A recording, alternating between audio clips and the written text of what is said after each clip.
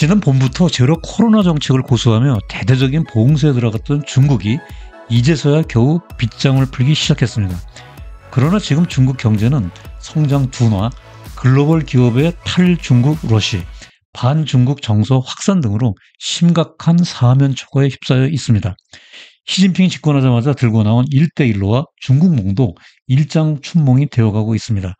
따라서 오늘 포커스 정례톡이 다룰 주제는 중진국 함정에 빠진 G2 중국 경제, 더 이상 미래는 있나?입니다. 영상을 시청하시기 전에 구독과 좋아요 미리 감사드립니다.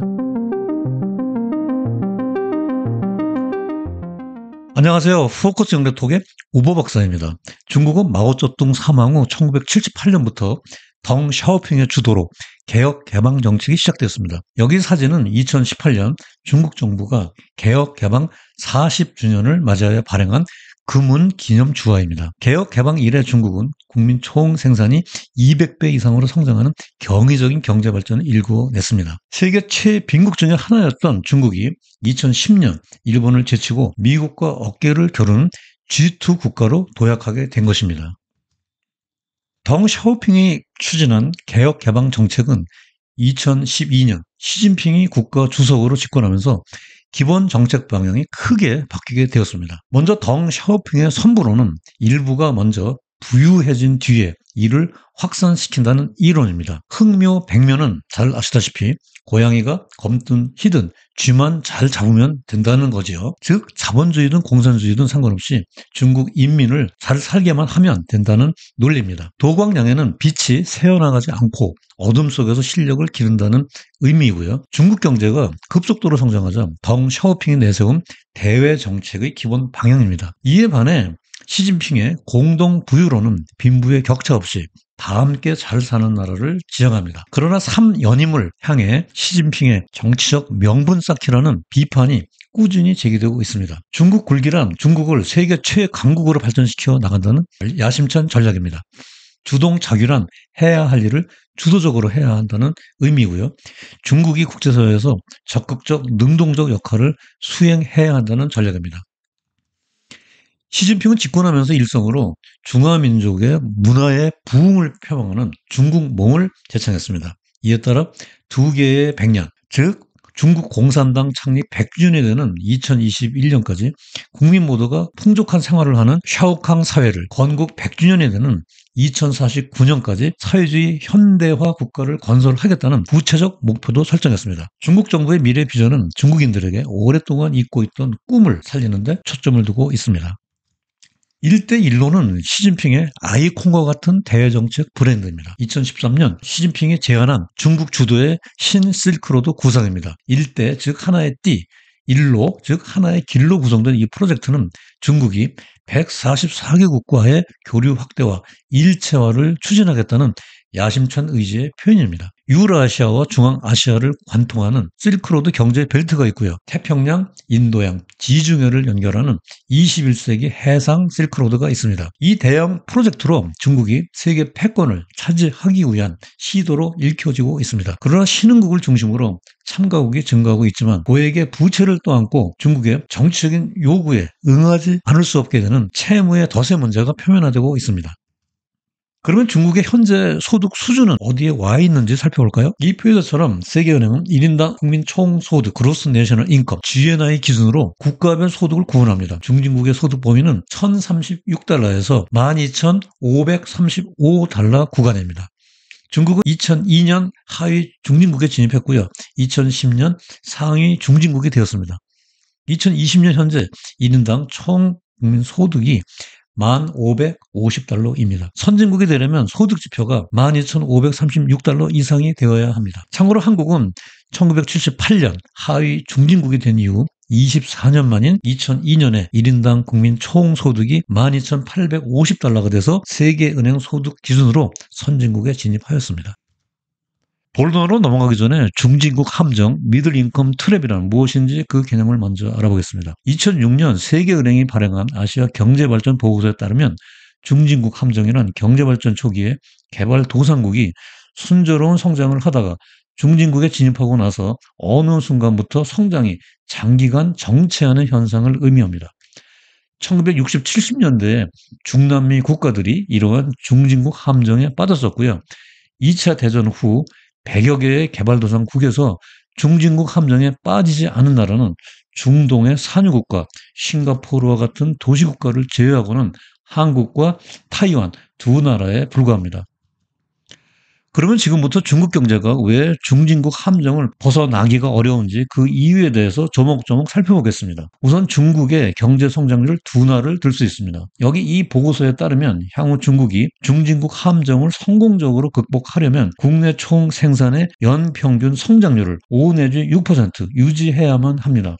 그러나 왼쪽 그래프에서 보듯이 중국의 경제 성장률은 2007년에 14.7%로 정점을 찍고 계속 하락하고 있습니다. 오른쪽 그래프는 경제 성장률의 향후 예측치를 보여주고 있습니다. 2025년 이후 5% 이하로 하락하고 있습니다. 결과적으로 중진국 함정 극복에 필요한 경제 성장률을 밑돌고 있다는 것입니다. 여기에 더하여 미국의 투자은행 골드만삭스는 중국의 금년도 경제 성장률 전망치를 당초 4.5%에서 4%로 하향 조정했습니다. 이는 지난 3월 양회에서 중국 정부가 발표한 목표치 5.5%보다 한참 낮은 수치입니다. 중국 정부의 강력한 제로 코로나 정책이 경제 성장의 발목을 잡을 것이라는 분석이 그 근거입니다. 월스트리트 저널에 베이징 특파원을 지냈고 중국 경제에 정통한 맥마은 기자가 펴낸 저서 빚의 만리장성에 따르면 고속 성장을 이룬 중국 경제 이면에는 불투명한 관행과 과잉 부채를 통해서 외형만 키운 버블 경제가 도사리고 있다고 분석하고 있습니다. 여기 왼쪽 그래프에서 보듯이 중국의 경제 성장률은 계속 하락하고 있는데 기업의 부채 비율은 지속적으로 상승해서 약 170%에 육박하고 있습니다. 중국 기업의 부채 비율은 전 세계 주요국 중에서 가장 높습니다. 주요 신흥국과 비교를 하더라도 2배 가까이 높습니다. 최근에 디폴트를 선언한 헝다그룹의 부채 비율은 2020년 기준으로 557%나 될 정도로 심각합니다. 우리나라 IMF 사태에서 경험했듯이 과도한 기업 부채는 버블이 꺼지면서 금융위기로 이어질 가능성이 높습니다. 그 다음으로 중국의 고령화와 생산 가능 인구의 감소가 중국 경제 앞날을 어둡게 하고 있습니다. 왼쪽 그래프에서 중국의 65세 이상 인구 비중이 14%를 초과해서 이미 고령 사회에 접어들었습니다. 65세 이상 인구가 약 2억 명에 달합니다. 이는 우리나라 전체 인구의 4배나 되는 어마어마한 숫자이죠. 더군다나 오른쪽 그래프를 보면 중국의 15세 이상 64세 이하의 생산 가능 인구가 2015년을 정점으로 지속적으로 감소하고 있습니다. 이렇듯 고령화의 급진전과 생산 가능 인구의 지속적인 감소로 중국 경제의 성장 동력이 급격히 떨어질 것은 불을 보듯이 뻔합니다.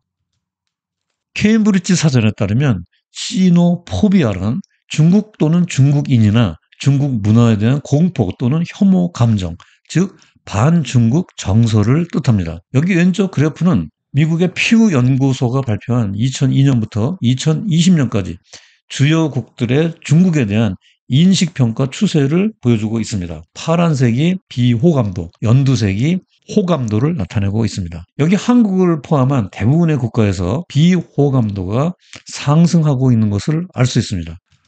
오른쪽 그래프는 시진핑에 대한 인식평가를 나타내고 있는데 한국을 포함한 대부분의 나라에서 그에 대한 비호감도가 상승하고 있는 것을 알 수 있습니다. 따라서 국제사회에서 시진핑과 중국에 대한 비호감도 확산으로 앞으로 중국의 고립화가 점점 더 심화되어 갈 전망입니다. 그 다음으로 중국의 발전을 발목 잡고 있는 심각한 문제는 하부 구조, 즉 인프라스트럭처의 후진성입니다. 후커우, 호구 이 제도는 1958년 마오쩌둥이 도입한 중국판 카스트 제도입니다. 왼쪽 그래프에서 보듯이 도시로 유입된 농민 공의 숫자가 약 3억 명에 달하고 있습니다. 교육, 의료, 복지 등 각종 사회 보장 측면에서 차별 대우를 받고 있는 농민공의 급격한 증가는 각종 사회 문제와 사회 불안을 야기하고 있습니다.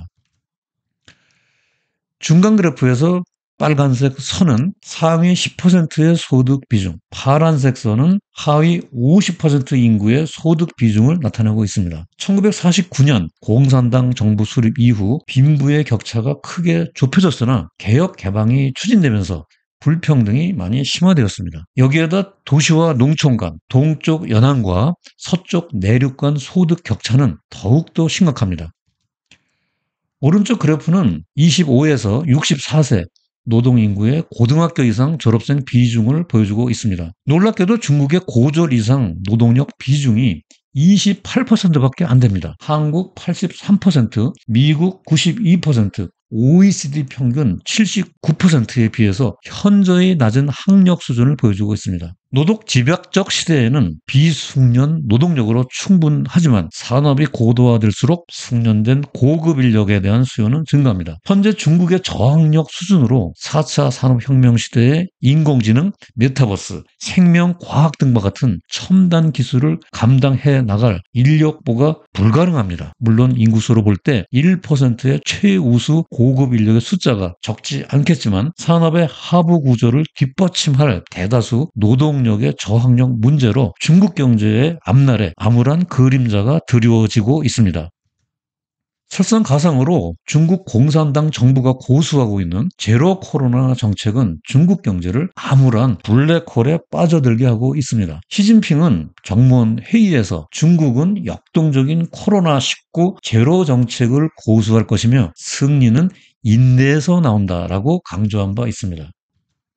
이번 달 들어서 풀리고는 있지만 지난 2달간 상하이 등 주요 도시 대봉쇄로 소매 판매가 급격히 감소하고 산업 생산이 심각하게 위축되고 있습니다. 전 세계가 감염률은 높지만 치사율이 낮은 오미크론이 우세종이 되면서 방역을 위드 코로나 정책으로 전환하고 있는데 중국은 역주행하고 있는 것입니다. 이에 따라 중국은 글로벌 경제권에서 점점 고립화되어 가고 있습니다. 중국의 제로 코로나 정책은 시진핑의 3연임 장기 집권을 위한 정치적 포석이라는 점은 잘 알려진 사실입니다. 그러나 경제에 치명적인 영향을 미침으로써 오히려 그의 리더십 악화라는 부메랑으로 돌아올 수 있습니다. 이에 따라 중국의 대탈출, 즉 차이나 엑소더스가 줄을 잇고 있습니다. 이미 몇 년 전부터 삼성 같은 대기업들이 생산 기지를 상대적으로 임금이 싼 베트남 등 동남아시아 국가로 옮기기 시작했습니다. 또한 트럼프의 중국에 대한 관세 보복 이래 미국의 애플, 마이크로소프트, 구글 등이 중국을 떠나거나 사업 규모를 대폭 줄여왔습니다. 여기에다 제로 코로나 정책으로 공급망이 위축되자 글로벌 기업들의 중국 대탈출이 가속화되고 있습니다. 한편 오른쪽 그래프에서 보듯이 금융시장에서도 주식과 채권 등 외국인 보유 자산이 지속적으로 감소하여 해외 투자의 중국 이탈이 증가하고 있습니다. 물론 14억 인구라는 커다란 내수 시장이 있지만 세계의 공장이라 불리던 중국 경제가 실물과 금융 어떤 측면을 보더라도 공동화되어 가고 있는 모습입니다. 이상을 종합해 볼 때 집권 초기부터 야심차게 내걸은 중국몽은 시진핑의 일장 춘몽으로 끝날 가능성이 높습니다. 우선 중국과 주변 국가의 경제, 무역, 합작을 확대하는 시진핑의 거대 경제권 구상인 1대1로 앞에 여러 가지 장애물이 놓여져 있습니다. 미국의 견제와 포위로 중국 기업이 위축되고 있고 최근 스리랑카의 디폴트 선언에서 보듯이 동남아시아 및 아프리카 개발도상국에는 부채 덫이 씌워지고 있어서 불만이 고조되고 있는 것입니다. 여기에다 정부의 시장 개입 확대, 빅테크 기업, 게임, 사교육에 대한 규제 강화, 부자 증세를 지향하는 공동 부유론의 파열음도 이곳저곳에서 들려오고 있습니다. 이에 따라 베이징 대학의 장웨잉 교수는 정부 개입에 의존하고 시장의 힘에 대한 신뢰를 잃으면 공동 부유론은 공동 빈곤론으로 전락하게 될 것이라고 비판하고 있습니다. 그는 시장 지향적 개혁만이 최선의 길이라는 점을 강조하고 있는데 중국 정부가 얼마나 경청할지는 모르겠습니다. 미국의 유력 일간지 월스트리트 저널은 최근 기사에서 작년까지만 해도 시진핑은 천하무적이었으나 최근 들어 그의 권력에 크래킹, 금이 가고 있다고 보도하고 있습니다. 중국 경제가 민간 기업 규제 강화, 엄격한 코로나 봉쇄 정책으로 자본주의에서 멀어지고 있고 불확실성이 증가하고 있는 가운데 정책 실패로 경제가 둔화되고 있다는 것이 그 이유입니다. 시진핑의 교조주의를 충실하게 받들어온 중국의 2인자 리커창 총리가 최근 이례적으로 방역보다 경제가 우선이라고 강조하면서 제로 코로나 정책을 비판하고 나섰습니다. 중국은 오는 11월 제20차 전국인민대회 즉 전인대를 앞두고 있습니다. 현재로서는 시진핑이 3연임에 성공할 가능성이 높지만 최근 외신 보도와 중국 정부 내의 이례적인 기류 등으로 볼 때 시진핑의 철옹성과 같은 리더십이 견제를 밟거나 금이 가지 않을까 세계 이목이 집중되고 있습니다. 그러면 중국 경제에 대한 이상과 같은 분석이 한국 기업에 시사하는 핵심 포인트는 무엇일까요? 여기 그래프에서 보듯이 우리나라 대중국 수출 의존도는 전체 수출의 4분의 1인 25%가 넘습니다. 홍콩을 경유해서 중국으로 향하는 물동량을 합치면 전체 대중국 수출은 3분의 1에 가까운 31%가 넘습니다. 미국과 일본을 합쳐도 20%가 안 됩니다. 중국의 개혁 개방 정책 이후 한중 양국은 긴밀한 경제적 파트너로서 동반 성장하고 발전해 왔습니다. 그러나 이제부터는 한국 기업들은 글로벌 네트워크를 넓혀서 대중국 의존도를 줄이고 리스크를 분산해 나가야 합니다. 과거 10년간 베트남과의 교역량이 꾸준히 늘어나고 있는 것은 고무적인 현상입니다. 나아가 인도, 말레이시아, 인도네시아 등 동남아시아 국가들뿐만이 아니라 남미, 아프리카 신흥시장으로 수출선을 다변화해 나가야 합니다.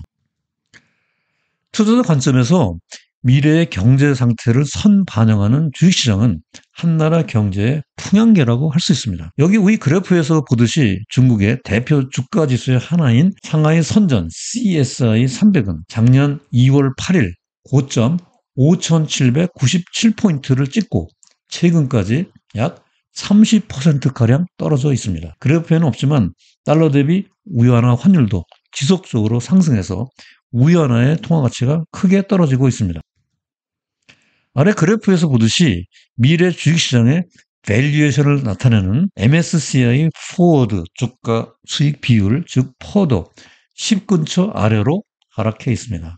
그 이하로 더 떨어진다면 저점에서 투자를 고려해 볼 수는 있겠지만 중국 경제의 미래 전망을 볼 때 큰 기대는 금물입니다. 자, 이제 오늘 영상의 요점과 시사점을 정리해드리는 포커스 포인트 코너입니다.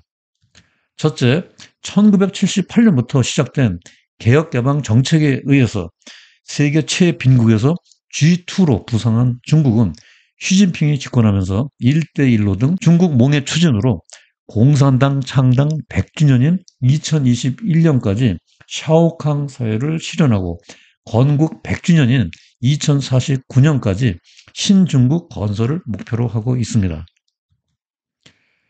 그러나 경제성장의 둔화, 부채로 쌓아올린 버블경제, 고령화, 반중국 감정 확산, 하부구조의 후진성, 글로벌 기업의 탈중국 러시, 제로 코로나 정책의 블랙홀, 1대1로 프로젝트의 시행착오 및 공동 부유론의 한계 등으로 중진국 함정에 빠져있을 가능성이 높습니다.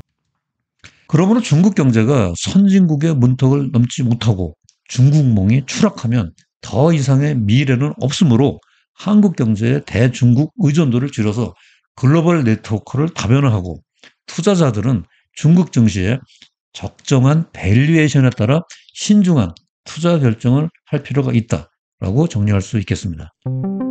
자, 오늘 영상 유익하게 시청하셨나요?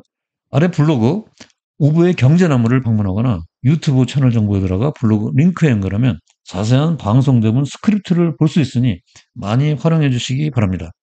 질문이 있으면 댓글을 꼭 남겨주시고요. 새롭게 시작되는 6월 힘차게 출발하시고 다음에도 더 유익하고 재밌는 영상으로 시청자 여러분들을 찾아뵙겠습니다. 오늘 영상 끝까지 시청해 주셔서 대단히 감사합니다.